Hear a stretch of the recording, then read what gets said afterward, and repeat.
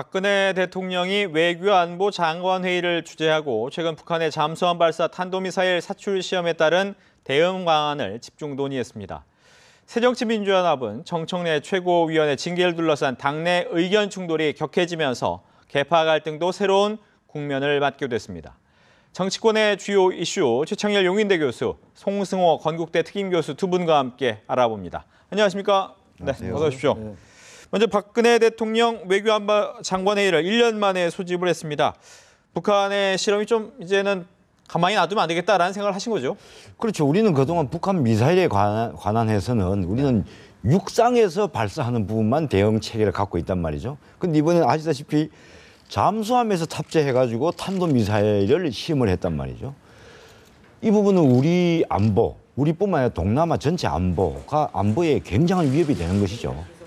그래서 정부로서는 긴급 대응책을 마련하지 않을 수 없는 것이죠. 네.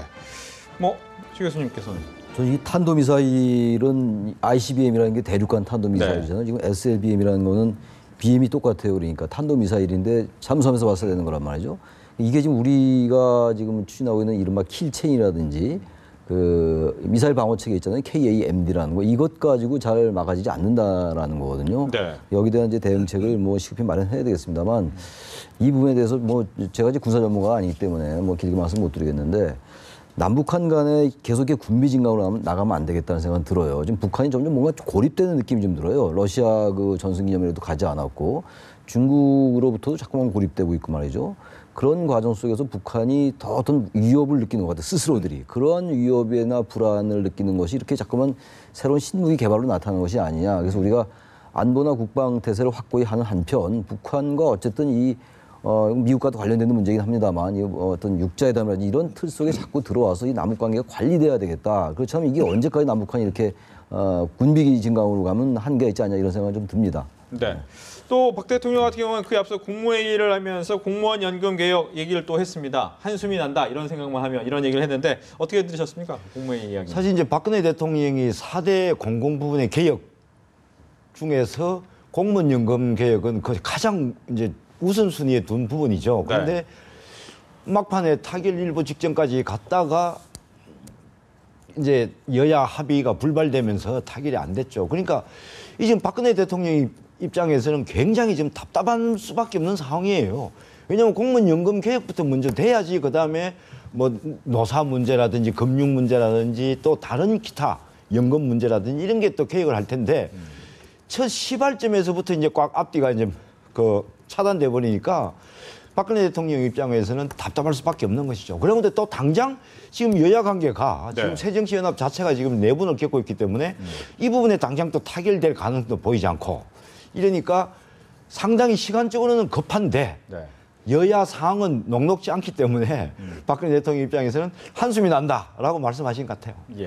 5월 12일 날하고 28일 날 본회의가 소집돼 있잖아요. 28일 날이면 이제 한 보름 남았어요. 연금 개혁이 전 타결되리라고 봐요, 사실은. 28일까지 타결 안 되면은 한숨 문제가 아니라 여야 모두 국민들에게 엄청난 역풍을 맞을 수밖에 없는 상황이잖아요. 근데 문제는 여야가 합의를 했던 거예요, 이 부분은. 5월 1일 합의했지 않습니까? 그런데 그 부분에서 이제 국민연금의 그 소득 대출 50% 인상 문제가 불거지면서 여야 합의가 이제 무산되는 결과가 되고 말았죠.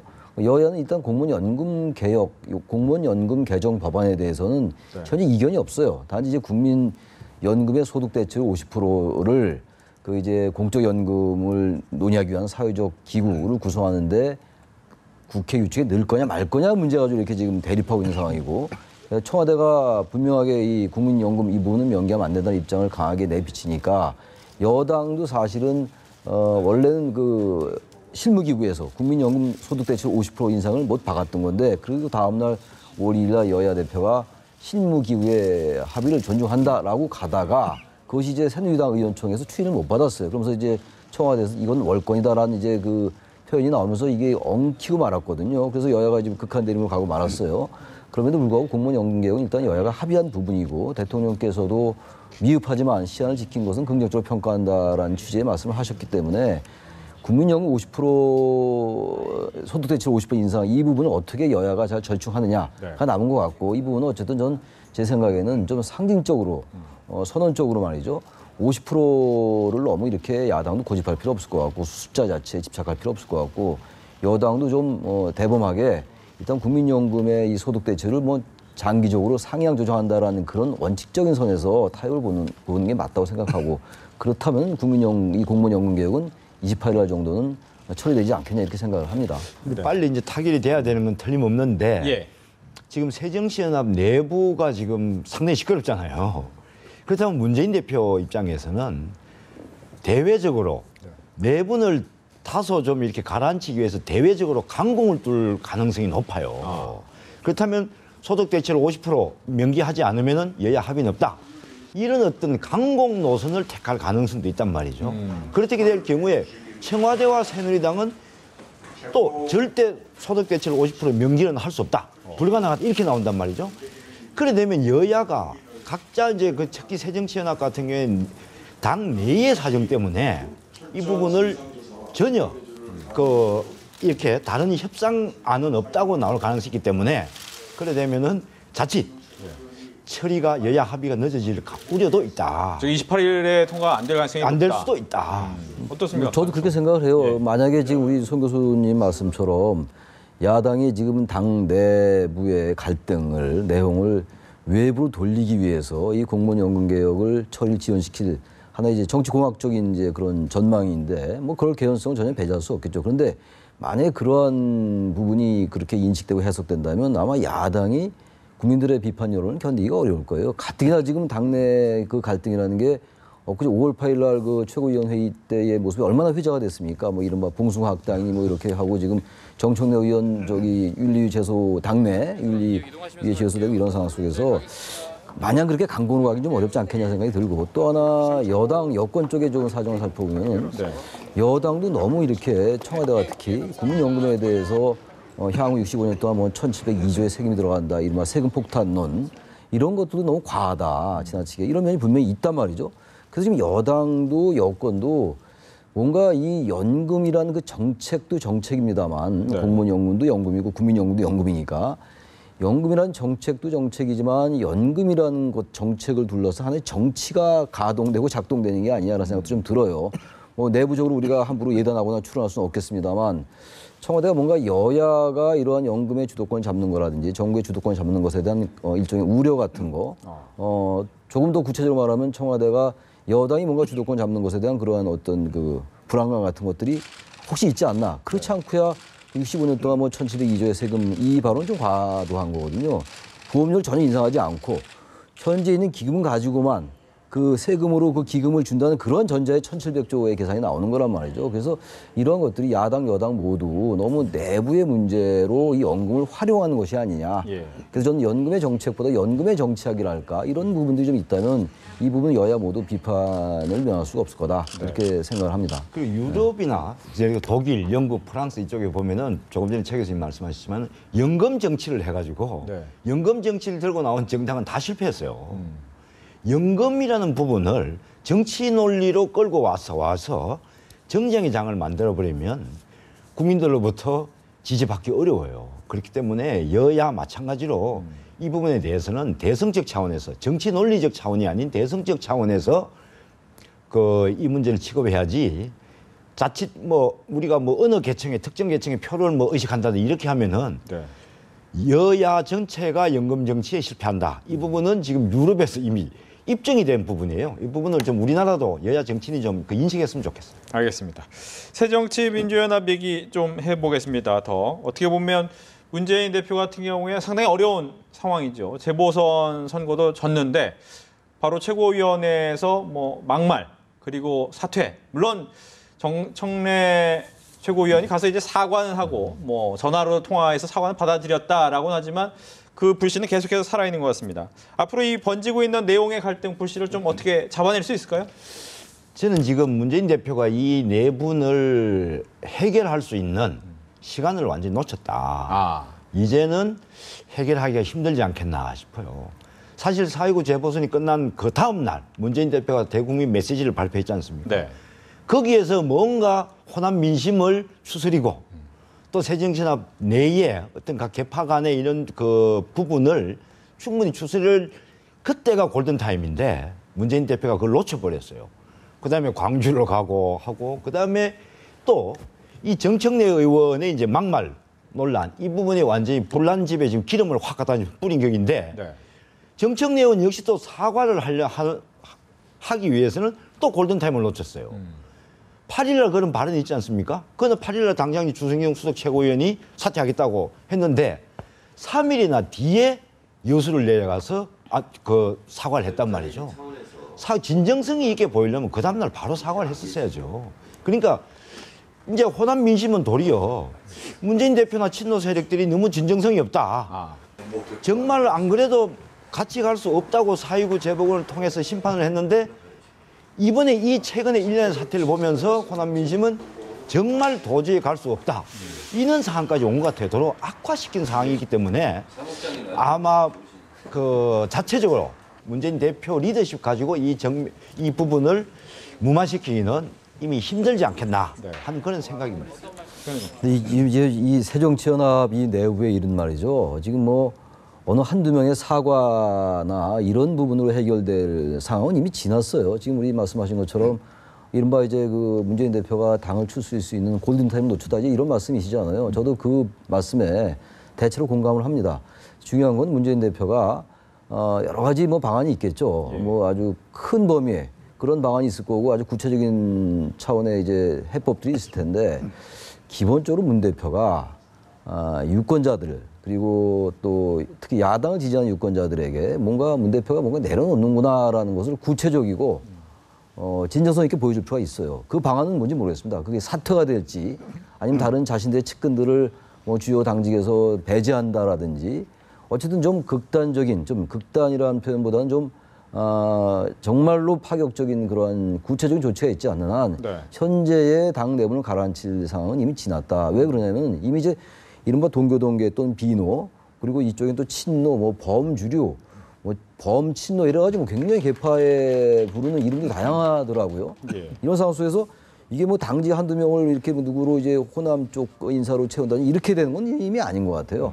그 예를 들면 지난 730 재보선 때 지난해입니다만 김한길 안철수 대표 공동대표가 사퇴했었잖아요. 그렇죠. 이번에 4.29 재보선 다음 날 입장 표명을 했는데 어쨌든 뭔가 언론적이고 이제 뭐 원칙적인 얘기는 했는데 뭘 어떻게 하겠다는 건가? 향후 당을 어떻게 혁신하고 어떻게 변화시키고 당내 갈등을 어떻게 봉합한다 이런 것들에 대한 구체적이고 진정성 있는 다시 말하면 감동을 줄 수 있는 그러한 대책이 나오지 않았다라는 얘기예요.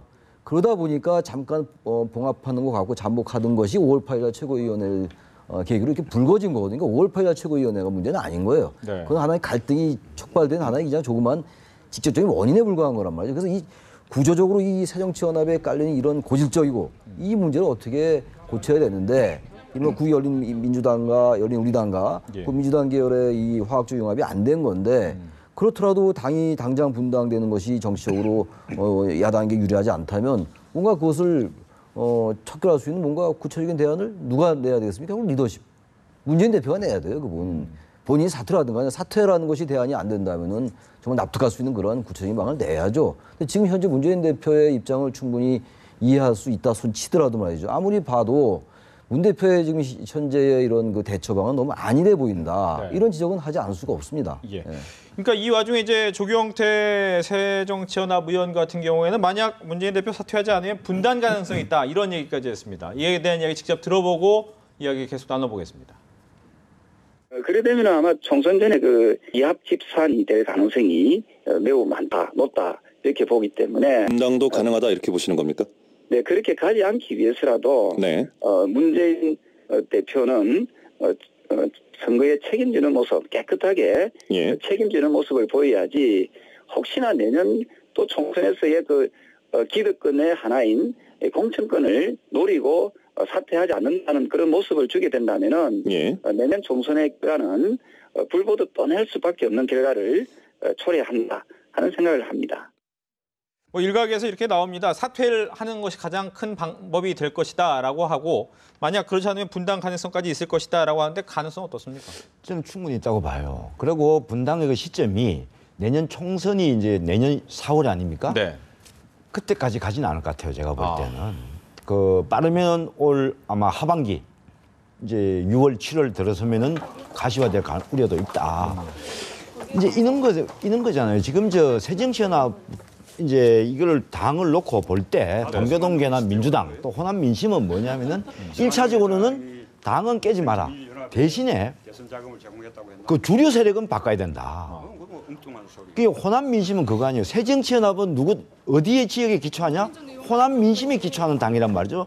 그렇기 때문에 그 호남 민심을 대변하는 사람이 당 주인이 되라.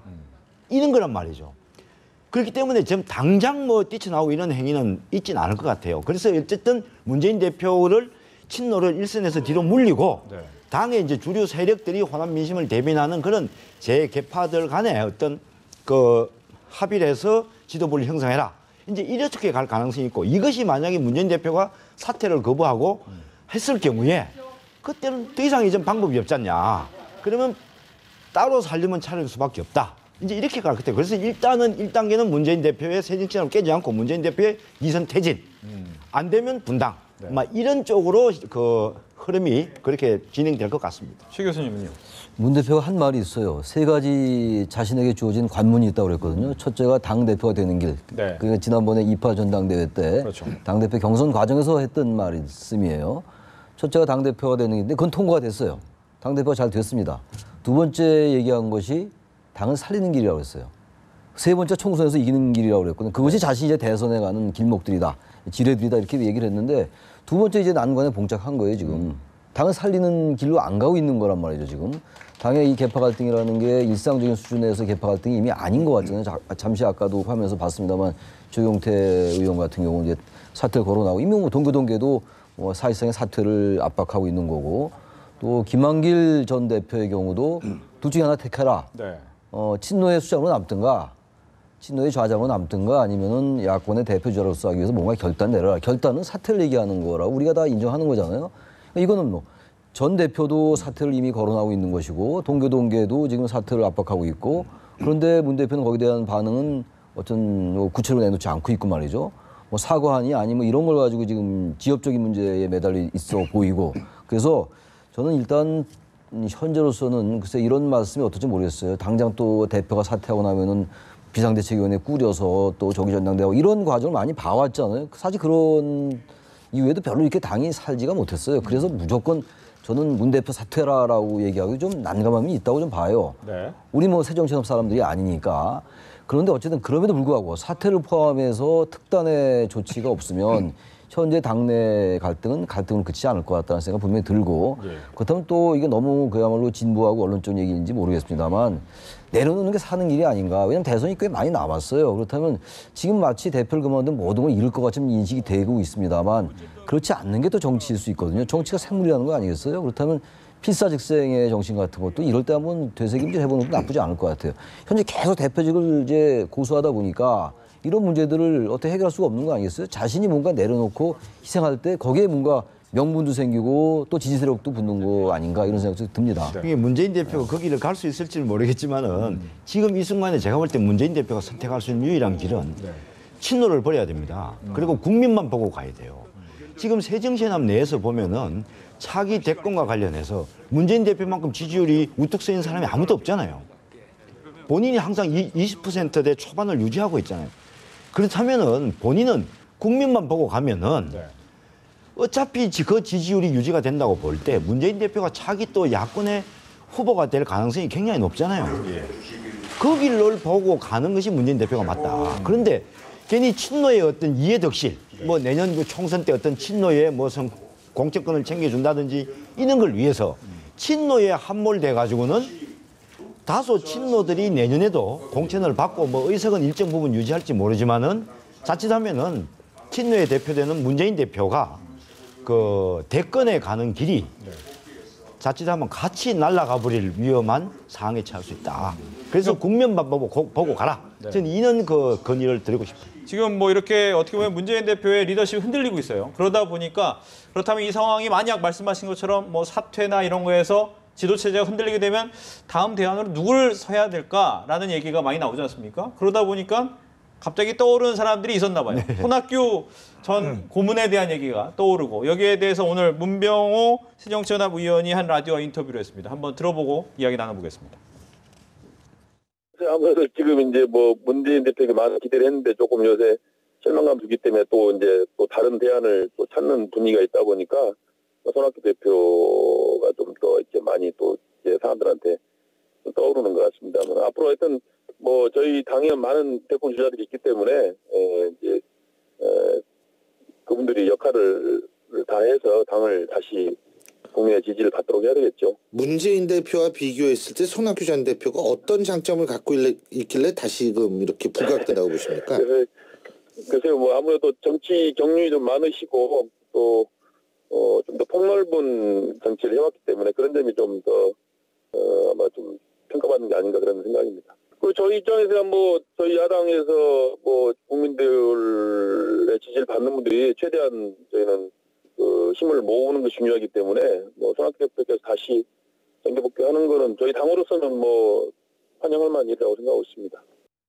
네, 문병호 의원의 얘기였습니다. 어떻게 보면 손학규 전 고문에 대해서 좀 기대를 걸 만한 부분도 있다라고 하는데 전 개인적으로 새정치민주연합이 그동안 힘들 때만 손 고문을 찾아서 매일 좋을 때는 안 찾고 힘들 때만 찾는 것이 과연 맞는 일인가라는 또 생각이 또 들긴 하는데 어떻게 좀 부상론에 대해서 어떻게 보셨는지요? 저는 이렇게 봅니다. 네. 지금 정치는 명분이잖아요.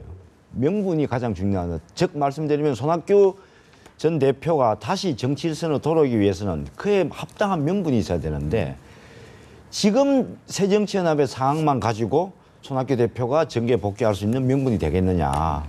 저는 약하다. 그리고 시기적으로 너무 빠르다.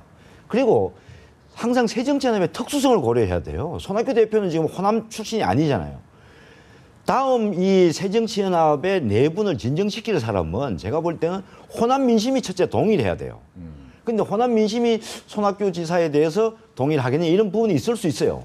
그러나 이제 호남 민심도 현실적인 대안 문제를 놓고 볼 때 어떻게 보면은 손학규 전 대표가 가장 적합할 수도 있겠다라는 생각을 할 수는 있어요. 네. 제가 볼 때는 그런 면에서 볼 때는 손학규 지사 다소 명분이 약하더라도 시기적으로 너무 빠르더라도 아마 그 호남 민심도 손학규 전 대표가 다시 정치 컴백하는데 동의할 수도 있겠다. 왜냐? 지금 당장 호남의 대표를 앉혀놓으면은 또 다른 문제가 생길 수 있잖아요.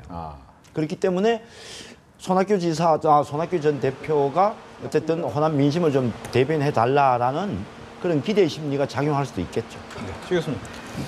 그래서 저는 요즘 언론에 손학규 전 대표의 정계 복귀 얘기가 자꾸 나오잖아요. 그 이유는 뭐 다들 아는 것처럼 야당 내 상황이 워낙 갈등이 좀 첨예화되니까 그런 건데 우리 손 교수님 말씀에 상당 부분 공감을 해요. 왜냐하면 그 과정을 아까 우리 앵커께서도 지적을 하셨잖아요. 어려울 때만 손을 내밀고 또 막상 당에 복귀하면은 항상 사지로 몰고 이런 사실관계가 분명히 있었잖아요. 지난 재보선 때도 수원 8달은 뭐 대단히 어려운 여당에게 유리한 지역이었는데 거기서 결국 졌고 져서 바로 다음날 정계 들어서 나오고 저기 강진에 내려가 계신 거 아니겠어요? 그리고 2011년도 그 어려운 분당에서 강재섭 전 대표하고 싸울 때 그때 이겼어요. 그리고 2012년도에 문재인 후보와 대선 후보 경선을 했는데 그땐 대의원 투표 다 이겼었는데 모바일 때에서 졌어요. 그러면서 계속 나왔던 얘기 이른바 불쏘시개론이었거든요. 저는요 지금 뭐 어떤 결론적으로 지금 복귀하는 건 저는 맞지 않는다 이렇게 보고 그 이유가 아까 명분 말씀하셨는데 호남의 동의 여부는 어떻게 보면 중요하지 않을 수도 있습니다. 전 만약에 손 대표가 복귀한다라고 만약 입장을 밝힌다면 그럴 가능성은 전 거의 없다고 보는데 거의 현재 손 전 대표가 손 고문이 당에 복귀할 가능성은 거의 전 제로에 가깝다고 봐요. 사실 개인적인 생각입니다만 그런데 또 그게 또 합당하다고 보고 문제는 만약에 복귀를 한다 그러면요 야권이 전체적으로 하나의 어떤 구심점을 가지고 재편될 때 그때는 복귀라는 차원보다는 정말 어떤 그러한 그림이 만들어지면서 자연스럽게 야권의 커다란 틀 내에서 재편.